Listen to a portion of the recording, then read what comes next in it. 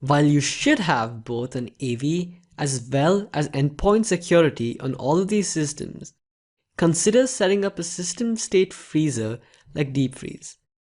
Deep Freeze will ensure that the system will remain in the exact same state across reboots. In other words, an employee could download an infected file and have it infect their system, but on a reboot, the state of the system will be restored to the old frozen state. This helps you avoid any issues with persistent infection. If that's not possible, it might be worth considering a central virtualization server for your employees, which resets every log off or every day.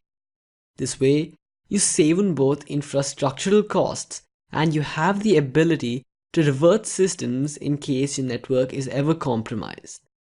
I remember back at DEF CON, a speaker called Jason E once said, "If your employees were the cause of a breach in your organization, it isn't their fault.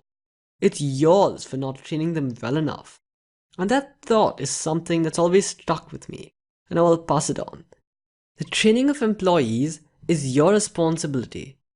It's important to ensure that they know what sort of emails are not a good idea to click on. An interesting defense mechanism that you may want to consider is regularly having internal phishing email campaigns.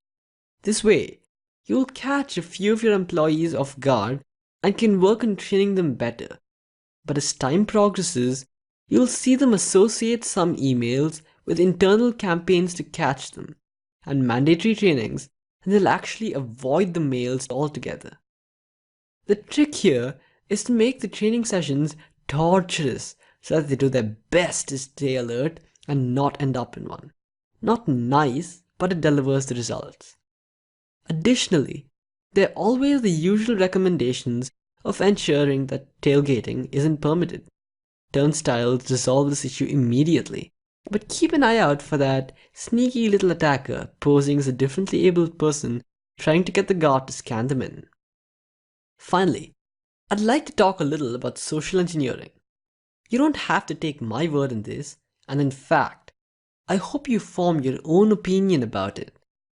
But I recently read an article about the use of social engineering as an attack vector in penetration tests. But the main point was regarding how pen testers tend to take the easiest route to entry in any organization. In many cases, this means that they'll just decide to go after the employees themselves. But by doing that, they're less likely to conduct a thorough test of your other systems. Something that you should take away from here is, consider running two separate tests. One just to test the physical security of your organization, and another to test the security of your systems. This way, you can be sure that you're always getting the most thorough reports.